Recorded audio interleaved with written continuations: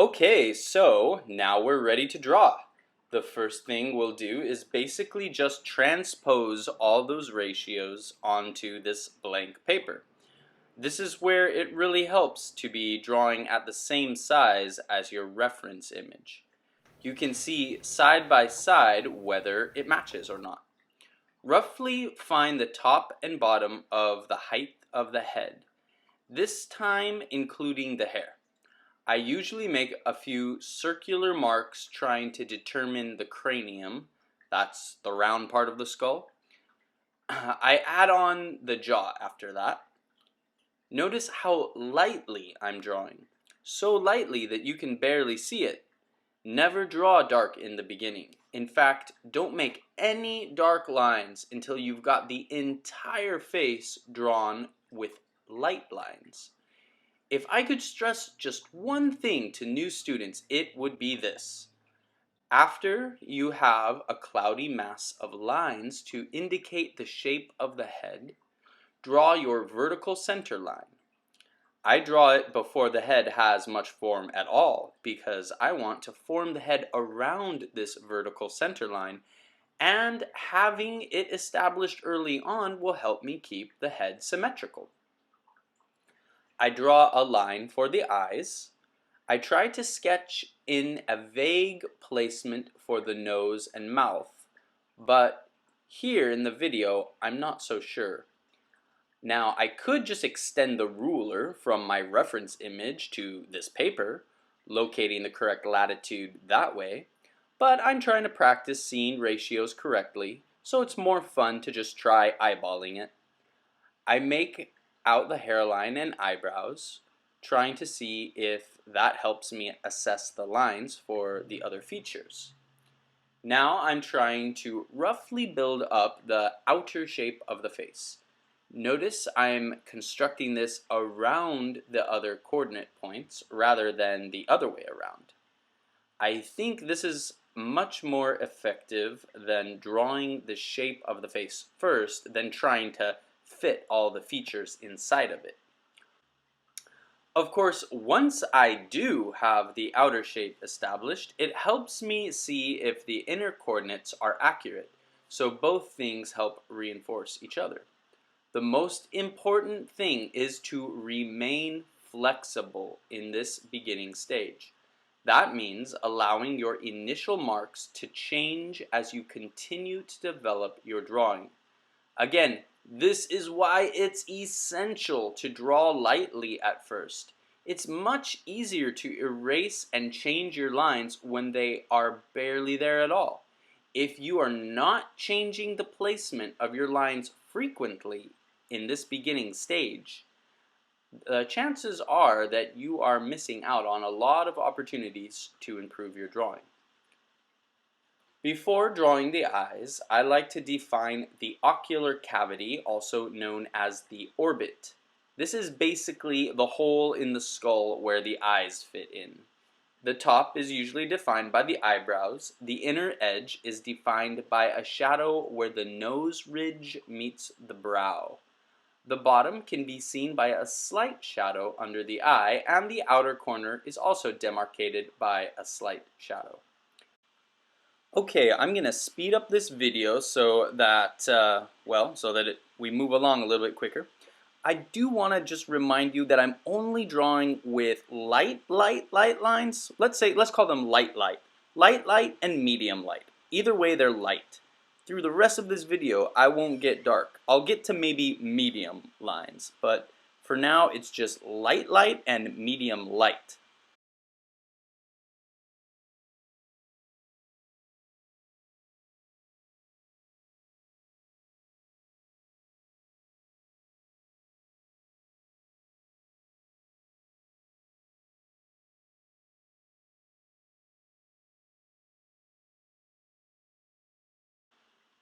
Here's my second most important point for new students.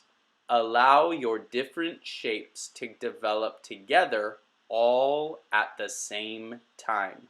That means draw a little bit on the nose, a little bit on the eyes, a little bit on the mouth, and keep jumping from here to there, without finishing any one part before the others.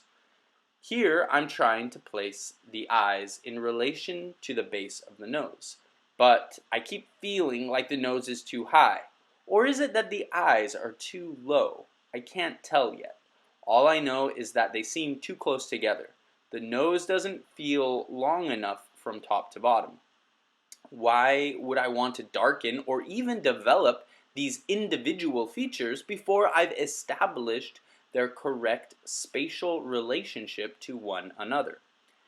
Usually students want to finish drawing one part, then move on to the next, and so on, very sequentially. It's not impossible to draw accurately this way, but please trust me on this. The odds are you will fail if you try to do it like this. I've analyzed hundreds of beginning students. By and large, almost everyone's brain is wired in such a way that they don't see spatial relationships in the sort of cold, analytical way that is necessary for drawing like a robot or a printer that just finishes one part and perfectly moves on to the next. A few people's brains are built that way, but they are outliers, and I'm not even sure that we should aspire to be that way as artists. Oddly enough, I've also seen how difficult it is for beginning students to embrace this advice. It seems to go against the natural inclinations of many beginning students. They just want to finish one part, then move on to the next part. But think about it. It's the relationship between the different things you are drawing that creates accuracy and ultimately leads to a likeness. Likeness is how much the image resembles the person who it's supposed to be. If you draw the nose perfectly, but it's too far down from the eyes, what good does that do you? If you draw the eyes perfectly, but they're way too far apart or too close together, how does that help your drawing? Maybe you've drawn the mouth just right. You're so proud of yourself, but then you realize that it's way too big compared to the rest of the drawing, or too small, or too high, or too low. You've invested all this work into drawing it, but it doesn't match the rest of the drawing. Now you've either got to erase it and lose all the work you've invested into it, or erase everything else and lose all the work you've invested there. It's a lose-lose situation, especially if you've already drawn very dark lines that may be impossible to erase completely. Case in point, remember when I told you that the slight angle in the tilt of my head in this photo would end up causing me trouble later on? Well, I started off with the eyes in the right place, but I moved them up too high. That angle was messing with my mind. A slight angle is way more difficult to draw than a severe angle because it's less obvious. Okay, I like everything so far except for the eyes. They're obviously too high. Now, here's where having a photo that's the exact same size as your drawing comes in very handy. Forget this slight angle for now. Logically, if I run the ruler straight across from the eyes on the photo to the corresponding part on my drawing, it should pass over the exact same point along the features. So, what do we see here? As I expected, the eyes on the drawing are too high. Now, isn't it nice that my lines are so light that I can just go ahead and erase them easily without leaving any scratches on the paper or, smudges and dark stains from having pressed too hard or made dark lines? Ah, so easy to erase. And yes, that is a jab at all of you students who keep drawing too dark in the beginning of your drawings, even after I keep telling you guys not to. Oh well, someday you'll learn. Okay, so here I'm just checking the bottom of the chin, seeing if it lines up, just going back through and checking the main features to see if everything is lining up with the photo. I guess I'll go ahead and speed up this video again, and we'll just watch as the rest of it comes into focus.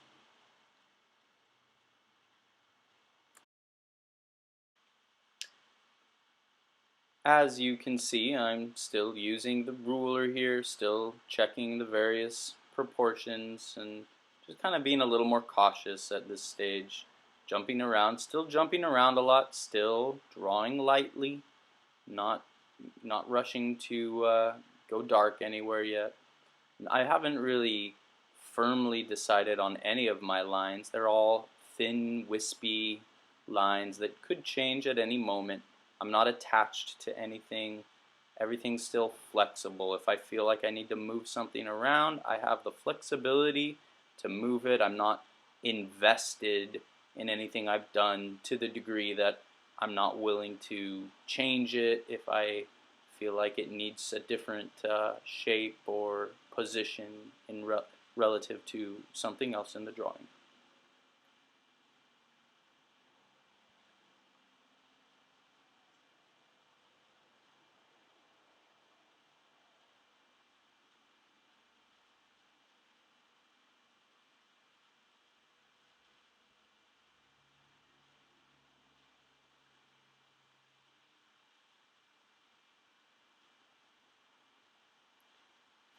I'm letting the eyes just be sort of pools of shadow for the moment and looking at the whole, so I'm sort of looking at the photo and seeing the whole eye socket as just this sort of unit of sort of a dark smudge. And if I look at the outer shape of that eye socket again, I can analyze its placement. I can decide whether or not I like the overall placement on the face, and slowly kind of becomes obvious. I'm looking at the eyebrows right now and the corners of the eyes, trying to really be precise about the space between the eyebrows and the top of the eyes and all that. I do remember while I was making this drawing, the eyes were just messing with me for the whole time. Eventually, by the last stages of the drawing, I started feeling a little more comfortable about them, and I realized that they were closer by this point in the drawing when I'm starting. Oh, now you can see that I'm making medium lines now. Like let's call these medium, not dark, not light. They're medium. No dark lines still, but I am, I'm committing to some medium lines, not just light or medium light, but actual medium lines, because I'm a little more confident now, that I've gotten them as close as they can be. Like I said, later on, I start to see that this is actually, roughly where they need to be. By the very end of the drawing, I realized a couple slight things I could have done differently. Maybe I'll mention those a little later on. But again, it's relatively, I feel relatively good about it now to commit to those medium lines rather than the medium light lines. And this is the process, it's allowing things to come together slowly, allowing things to stay soft and sort of slightly forms. Let's call it fuzzy around the edges. Allowing things to stay soft around the edges, fuzzy around the edges, until you bring them into sharper focus as you continue to make corrections, as you continue to zero in on the features, on the geometry, the space between things, and as you see more and more, the more you look, the more you'll see.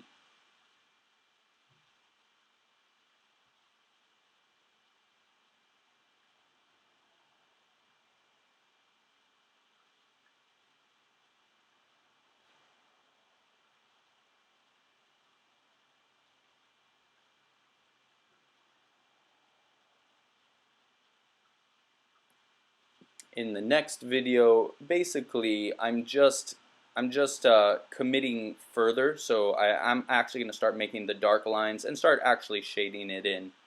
But again, you can't jump to that. You got to go through this stage of figuring out where things are and making your changes early on before anything is dark.